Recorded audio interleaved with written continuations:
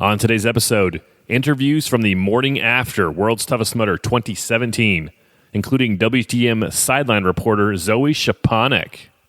Also, we talk Australia. Love Australia. This is the World's Toughest Podcast.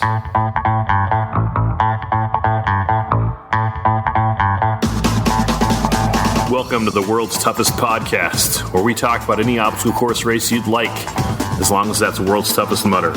Each week we talk to members of the WTM community and share stories of success and failure in the single greatest event in OCR. My name is Will Hicks, and this is the World's Toughest Podcast. Welcome back to the World's Toughest Podcast. My name is Will Hicks. Welcome to day 3 of Kickoff Week 2018. We're kicking off the new season of the podcast with a new episode every day this week. Looking forward to the kickoff of the Tough Mudder season on March 3rd in Los Angeles. You know, that weekend is not only the first Tough Mudder of the year, it is also the first Toughest Mudder of the year.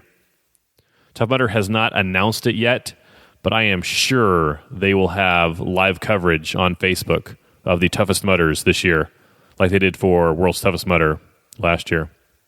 You can still see that coverage. Facebook.com/Tough Mudder Live. Before we get going, if you would like to get in touch with me, my email is willhicks@gmail.com. My Twitter is thewillhicks, and my Instagram is willhicks. You can subscribe to the World's Toughest newsletter by texting TOUGH to the number 22828, or by checking the show notes. There are pretty simple non-texting directions in the show notes. If you would like to be a part of the show, you can leave us a review on iTunes, and I will read it on a future episode. I appreciate those reviews. Thank you. I need to apologize to my friends in Australia. Deanna Blegg, Amanda Turbo, Dennis Valsamis, others. Yesterday, I was talking about Toughest Mudder Australia and how the race was taking place the same day as Tougher Mudder Philly. While I was figuring out the time zone differences before the show, I had to learn a little bit about Australia. As you know, America has multiple time zones. Here's a fun trivia question. How many time zones does the U.S. have? It's not 3. You're thinking 3 because there is a 3-hour time difference between the East Coast and the West Coast. So how many? If you guessed 4, you're still wrong, because Hawaii and Alaska are a thing. The U.S. is a part of 6 time zones. Anyway, prepping for that episode, I wanted my time zone math to be correct with Australia. Australia has 3 time zones, and Toughest Mudder Australia will be held on the East Coast in Australian Eastern Standard Time. Here's where I messed up. That episode hadn't been online for a day yet when Anne Carolyn Clifford contacted me and said, yeah, you need to get an Australian to say your city names over there. Because I said Brisbane. Up a little bit further is Brisbane. Now, I guess from the way it's spelled, it's easy to assume that you say Brisbane, but we actually call it Brisbane. So that's on me. I apologize, Australia. Thank you, Anne Carolyn Clifford and Dennis Valsamis, for bringing that to my attention. I'm still not sure about assume, though. Where did that H come from? So while I was on YouTube looking for Brisbane pronunciation videos, I stumbled upon an interview with 2 Australian guys that broke up a robbery at a gas station. It's Friday night, and you're out with your mate. Yep. When you see a robbery unfolding right in front of you. So what do? Well, this is what our next guest did. These guys see the getaway car parked outside of the gas station and a guy robbing it inside. So the Australian guy opens the driver's side door and takes the robber's car keys out of the ignition. Boy, James, Nah. let's go to the servo. Wait, call the cops. Call the cops! 000, quick! Yep. Call the cops! So the robber runs off on foot, and the Good Samaritan tells his buddy to call the cops as he chases him down. Call the cops! 000, quick! Yep. Call the cops! Side note, 000 to call the cops, or 999 like they have in England, makes way more sense to call the police than 911. Yeah, we're talking Aussie legends right there. Shirtless and shoeless mates. And we are thrilled to say that James and Kane join us. Now, good morning to you, boys. Take us back to what was happening leading up to that moment. Well, we'd been down at Options Tavern at a Stubbies and Singlets party and... Beautiful. Wait, what? We'd been down at Options Tavern at a Stubbies and Singlets party and... Beautiful. Got dropped off by a mate up the road and decided to walk down the survey, get some noodles and went to jump over a sign on the way and slipped over and busted my plugger. Australia, what does it mean to bust your plugger? Because it's clearly hilarious, but I'm not sure why. Went to jump over a sign on the way and slipped over and busted my plugger. Before we talk with our guests, let's read some iTunes reviews. The first review is from Australia, because of course it is. From Australia, Din Valsamus writes, 25 vault obstacles reviewed, 5 stars. Excellent podcast with Jim Campbell and a great reminder of all the classic obstacles over the last 7 years and the insightful tips to conquer them. Thank you, Din. He's talking about our episode a couple days ago where we talked about all the obstacles you can vote on to have added back onto the course in 2018. Don't forget, voting closes tonight, January 25th at 11:59. Winners will be announced on February 5th. You can only vote for one obstacle. I voted today. Go vote. Din sent me an email with some recon info on elites to watch at Toughest Mudder Australia. I don't know if I mentioned this. I'm looking forward to Toughest Mudder Australia. Thanks again, Din. Next interview is from Australia. Again, Carl for PM writes, insightful and interesting, 5 stars. World's Toughest Podcast is an awesome place to catch up with news, tips, and opinions from some of the greats in the OCR community. Don't enter a big, nasty obstacle race without listening in. Thank you, Carl, for PM. I'm not sure which Carl my listener wants to be the Prime Minister. He could be talking about Karl Stefanovic, the Australian Gold Logie winning television presenter, or maybe Karl Kraszelnicki, the well-known Australian science communicator. I don't really know. He could be talking about Carl Urban, the actor who plays Dr. McCoy in the new Star Trek movies. But that's ridiculous because Carl Urban is from New Zealand. I will bet you a wallaby that Australians have some nickname for people from New Zealand that wouldn't even make sense to me as an American. Seriously, I'm stoked for Toughest Mudder Australia. Even though it'll be Exy, it'll be London to a brick. If it's not Ripper, I'll be stuffed. The last review comes from the U.S. of America. Power Up Pete writes, Team Fat Boys, 5 stars. I really enjoy listening to these podcasts. I like that you incorporate a variety of callers on your programs, not just the elite and famous ones. These episodes continue to motivate me. My family and I listened to episode 60 with your longtime friends and thought it was great. Keep them coming. Thank you, Pete. Again, someone listening with their family. I appreciate that. We talked about this a couple of episodes ago. The guy who listens with his 5-year-old son, J-Dub. I'm glad you mentioned the regular people that we talk with. It's a balancing act for me because I find the Ryan Atkins and Rhea Cobles and Allison Ties inspiring, but I also find the Nate Swansons and the Darth Vaders and Molly Kenneths inspiring. Regular people who aren't out there to compete with anyone except themselves, like me. And odds are, like you too.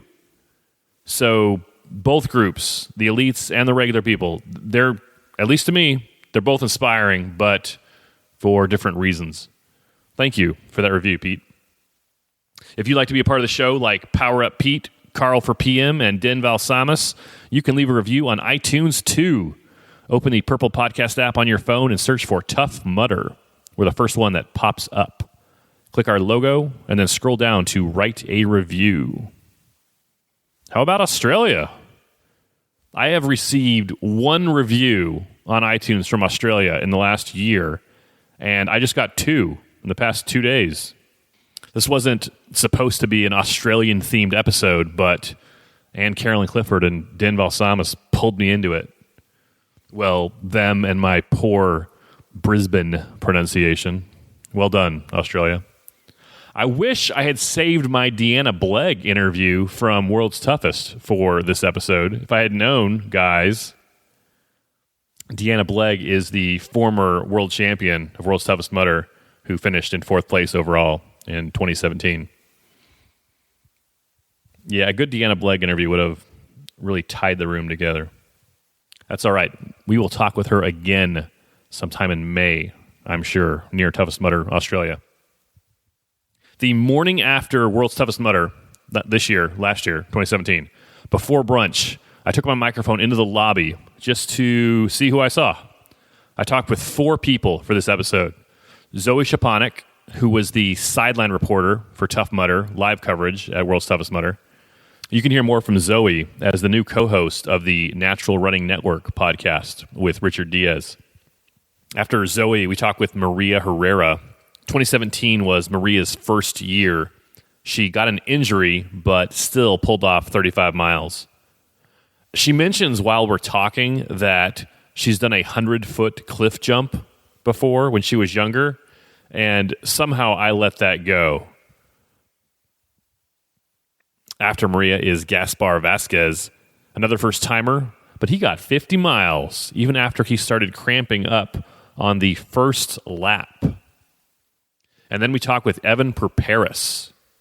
Evan and his teammate Wesley Kerr, or Dr. Red Tights, finished in 2nd place with 80 miles in the 2-man plus, the classic team category. Not the relay team, but the regular team. Keep in mind, Evan and I talked on November 13th. This is weeks before any controversy over drug testing results from the OCRWC happened. You can hear more about that in episode 58 or episode 1 of season 2. You can hear more from Evan on his Strength and Speed podcast. It's time to talk with our guests. Let's go to the phones. Zoe, are you good to go? Sure. We're talking to Zoe Szczepanek. Zoe, was this your first World's Toughest? It was. What did you think? It was so much fun. This is unlike any other event I've ever been to. The pit crew and the atmosphere and the community. It was awesome. It was awesome to be a part of it. You were one of the on-camera talent for I was the sideline reporter for the live feed. So you got to talk to everybody. I got to talk to a lot of people. I was in the pits the whole time. I actually never went on the course. The only obstacle I saw was the cliff because I had to interview someone coming out of it, and I didn't actually get to see anything else. But I was in the pits the whole time, which was awesome. I got to meet so many people. What did you think about the community? Like I said, it's unlike any other. The fact that some of these people are willing to stay up for 24 hours just to make sure that someone can succeed in an event that they want to do, like that's unlike any other. I think that's so cool that people are willing to do that and that people are willing to run for 24 hours. I want to. Once all my injuries heal, I'd love to do it, but it was really cool. Do you think you'll run World's Toughest sometime? I'd love to. I have a nagging hip injury that's just like a problem child, so the healing date or the recovery date is so to be determined that one day I will do World's Toughest. I can't give you a year, though. But do you think you'd be strong enough for an 8-hour toughest? Yeah. Once the hip heals, too, but I would love to try all these events, honestly. I have serious FOMO just sitting out. What do you think about the elites, the top performers? They're amazing. I'm so happy for Rhea. I told her on Saturday before she even went out on the course, I'm like, girl, you're going to crush it. And she came back and I was like, I told you so. Like once she crossed that finish line and was exhausted, and I'm super happy for her. I love that a dark horse came in and just took it. And then Ryan Atkins is just a machine. He is amazing. He's just an amazing athlete. And so that was really, really cool for him to break a new record for himself and for the sport. And it was awesome. And he makes it look so easy, like it's nothing. No. I mean, I've only seen him tired once, and this was interviewing him yesterday. Usually after every event, like an Ultra Beast or anything else, he's got some energy, like talk, but talking to him yesterday, I just saw it in his face. I'm like, oh man, this is the first time I've ever seen him tired. It's almost like seeing Superman tired. Ray Coble is well known in the Spartan community, but this is kind of her coming out for the Tough Mudder. Yeah. What do you think about the Spartan racers crossing over and Tough Mudder crossing over there? I think it's really cool. I love that people, try out new things and just want to build the sport as a whole. Because I think that's what the goal is just to make obstacle course racing bigger, not necessarily just one company. So I think it's really cool that all these athletes are testing out these new events. And I think it's just going to help the sport grow. So what's your next big project, or what are you working on? I don't even know. After this weekend, I'm going to take a breather from working events for probably a couple of weeks, and then I'll probably end up working another one, so we'll see. What did you think about the quick pit area at the very end? All the pit crew kind of getting their racers in, getting them out? It kind of reminded me of like NASCAR or something like that, where it's like a quick change. I thought that was really cool that they just go there, get their, not their fix, but they just, get updated, I want to say, and then they go back out on the course. So I think that was really cool. Yeah. Did you see any tricks that maybe some pit crews had that were helping them get their guys out faster? To be honest, a lot of them had different kind of strategies on it. I think it was Killian had maybe one guy, but everyone else that I saw had maybe 3 people. So I don't know if it was more beneficial to have more people in your pit or if you just need one solid person. I think everyone kind of has a different method to it. But yeah, I saw a lot of different foods that people were eating: pizza, Pop-Tarts, donuts. It's before they went out on the course. I saw pit crew coming in constantly carrying pizza, but I don't know where these pizza restaurants are. Constantly. I don't know. I came back for the live feed for the Midnight Madness, and someone had a wagon full of pizza, and I'm like, you, sir, are going to be my new best friend. I'm going to follow you to whatever pit you go to. You're not exaggerating. Like the wagons, I saw one with like 8 or 12 pizzas in it, just coming in. Yeah, and I saw these ginormous pizza boxes and just like walking around. So I have no idea where all of this pizza was coming from, but they kept fueling the racers. So overall, what do you think of the whole experience, World's Toughest 2017? I mean, I'm still tired, but because I was up most of the time. I think I got a 30-minute power nap in, maybe. But overall, it was a really cool experience. I'm really happy that I got to be a part of it, and I'm very fortunate that Tough Mudder allowed me to be a part of it. So it was really cool. I think I've probably said cool on this podcast like 16 times by now. That's fine. Have you guys talked about 2018 yet, or kind of waiting on that? Not yet. I know that there's a lot of plans for Tough Mudder in 2018. I'd love to be a part of any of them if I can. I'm excited to just see what 2018 brings in general. You have a regular job, but you're kind of branching out into a new maybe career over here, huh? I'd hope so. I really like doing this. I never really thought I'd fall into it, but things happen, like an injury that has been lasting almost 3 years that has, made me look into different avenues to be a part of the sport still. So I'm really happy that I can do this, and I really like doing it. So hopefully there's a future for me in it. You have a strong Instagram game. How can people find you? So my Instagram is at Zoe SZCZ. It's a really fun last name. You'll see. That's why I shortened it. Awesome. Any last thoughts, Zoe Szczepanek? Thanks for letting me be on here. Sorry that you're catching me kind of half tired, but I'm trying to get a little energy in here for you. Thanks much, Zoe. So what's your name? My name is Maria Herrera. Maria, how did you do at World's Toughest yesterday? Not as good as I wanted to, but I'm really happy with what I did. I was going for 50, and I got 25 miles by lap 8, by 8 o'clock. But in my 4th lap, I twisted my ankle really bad. Ran another lap on it anyway because I was trying to just put it out of my head. And by the end of the 5th, I was like, this is awful. I'm freezing. I'm in so much pain. Like, I didn't want to get pulled due to medical and DNF. So Sure. I'm like, I'm going to stay off it for a couple hours and then go back in the morning for at least one more lap. So I ended up getting 30, and I'm happy with that. Like, What'd you think about the course? I had fun. I hate being cold more than anything in the world. I live in San Diego, so if it gets below 70, I'm miserable. Was this your first World's Toughest? It was a bucket list thing for me.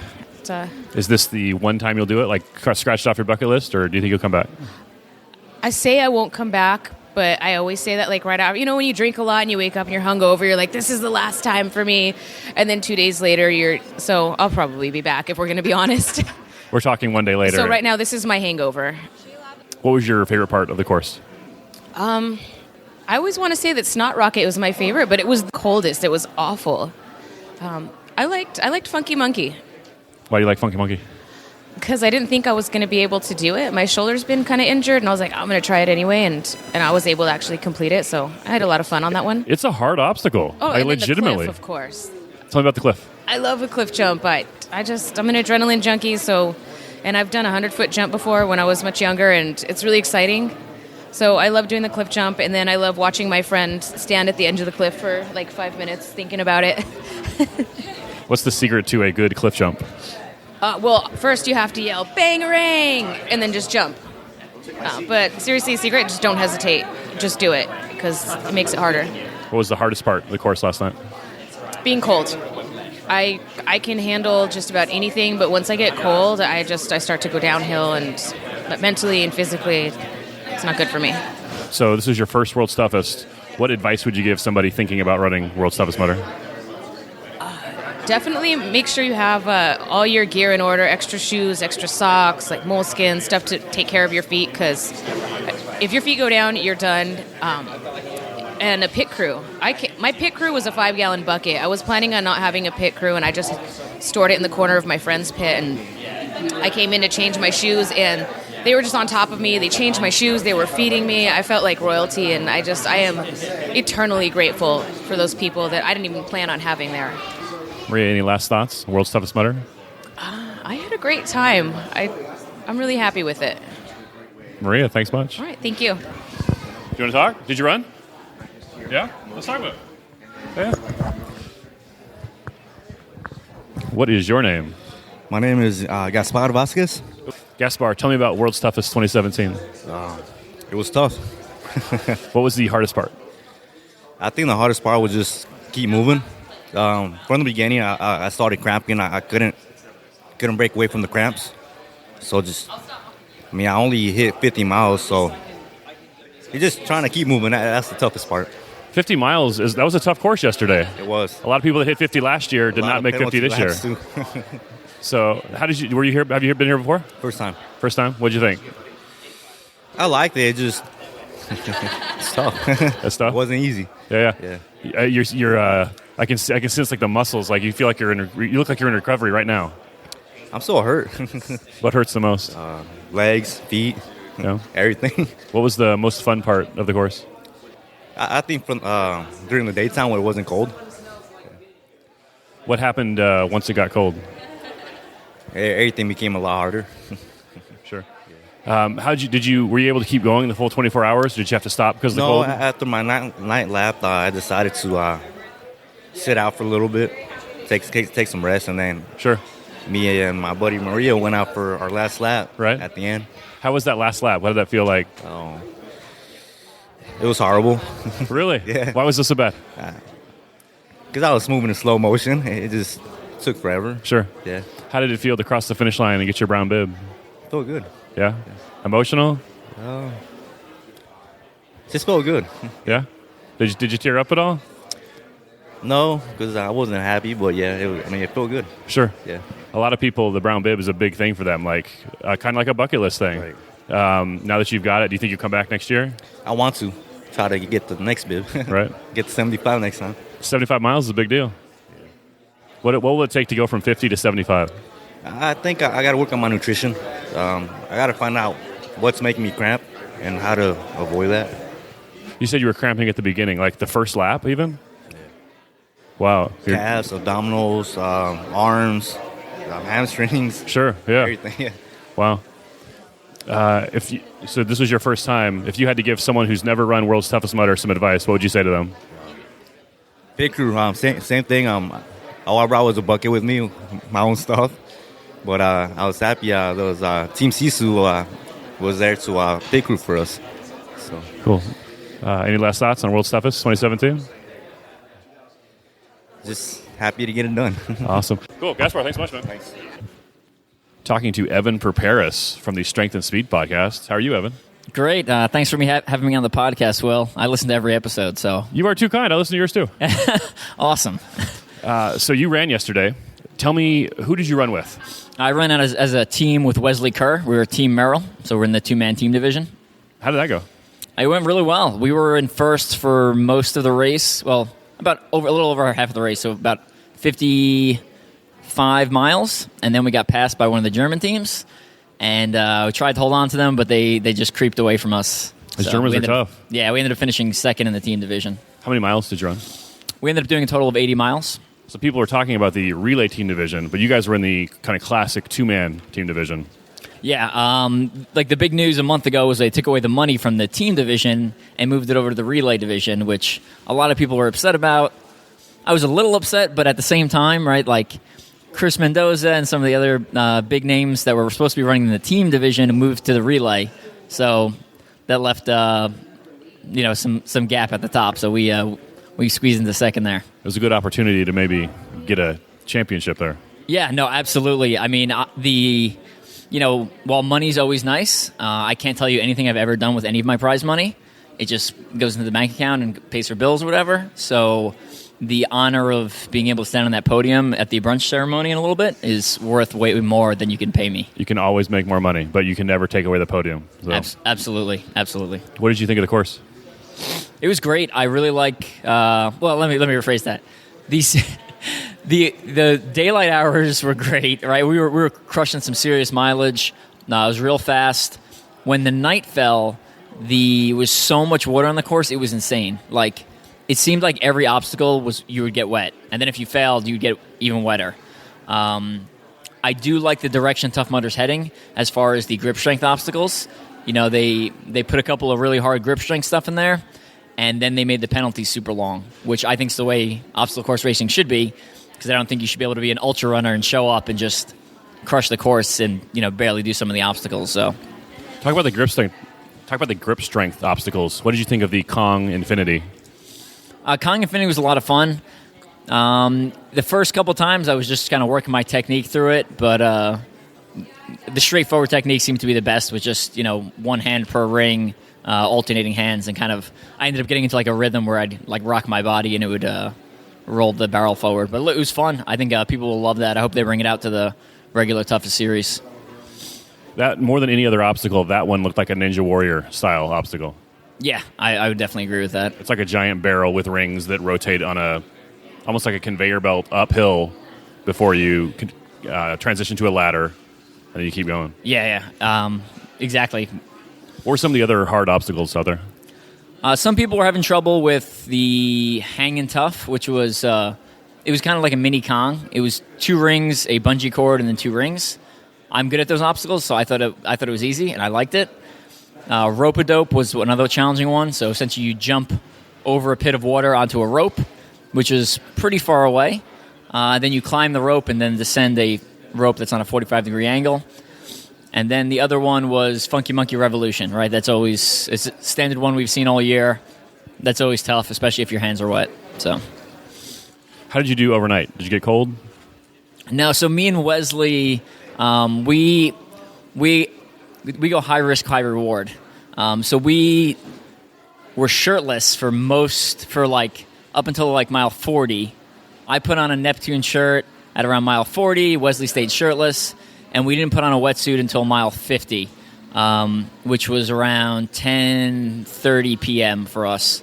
And the logic there is, if I'm not carrying a wetsuit, that's a couple less pounds. I can run faster. And then if your bare skin is exposed, you actually dry fast, right? So you hit the water, you get out, your skin dries, and you're actually not that cold. So other people were in wetsuits, and people were looking at us like we're crazy. As long as you're an athlete who can run, right? So like if you're an open wave person and you're going to walk most of the course, that's not going to work because you're not going to generate enough body heat.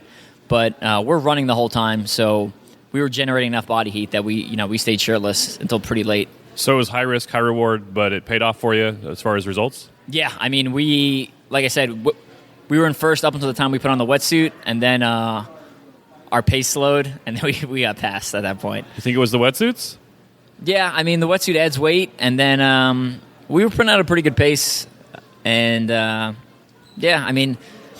we also hit a tipping point. So me and Wesley, we're very well matched. We always finish right around the same place in the top 20 of World's Toughest Mudder, but Wesley's a faster runner, and I'm better at obstacles. So in that last third of the race, Wesley makes up his ground by running faster than other people, and I make up my ground by not failing obstacles. So we knew that going in, and I think it worked great for about 60 miles.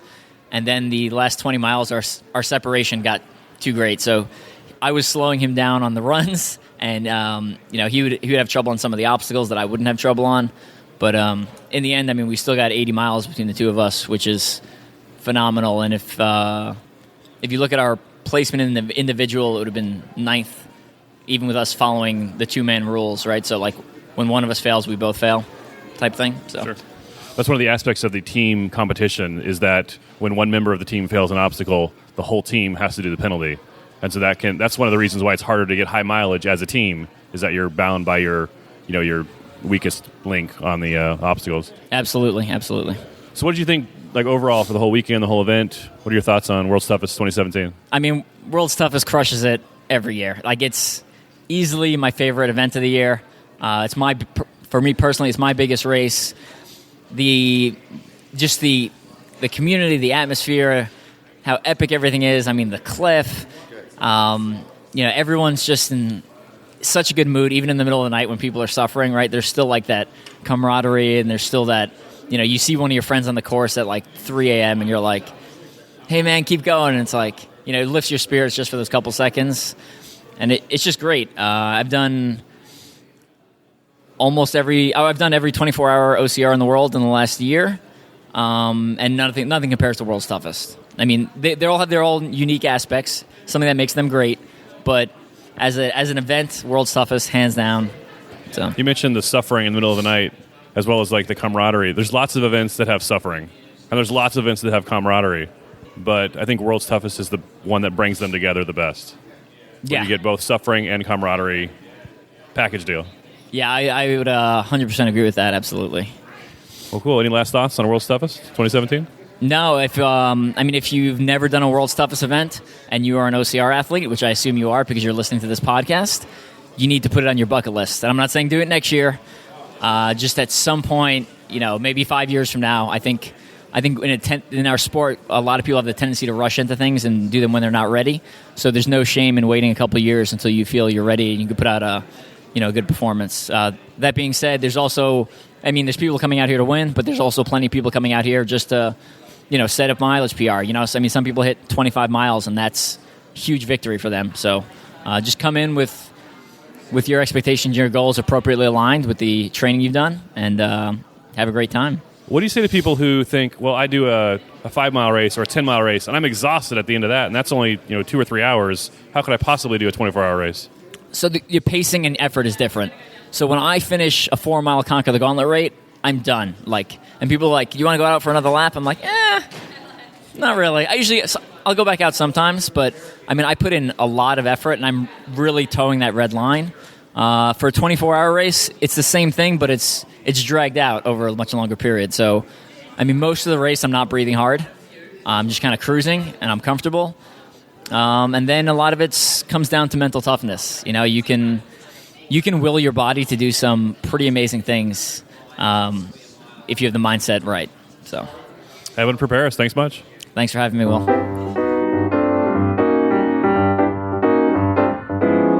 Special thanks to Zoe Szczepanek, Maria Herrera, Gaspar Vazquez, and Evan Perperis for being on this episode. Well done, folks. Also, special thanks to Australia. One of my top 5 continents, even. And if you had to push me, it's probably like top 3. Here's a fun fact. Sydney is Australia's biggest city, but their capital is Canberra. I hope I'm saying that right. Hey, special welcome back to Jay Bodie, who has been overseas serving in the military for months. I'm not even sure how long. He's been gone a while. He's the co-host of the Overcome and Run podcast with Heather Bodie, his wife. So welcome back. Leave us a review on iTunes and then go spend time with someone you love. We'll talk to you soon.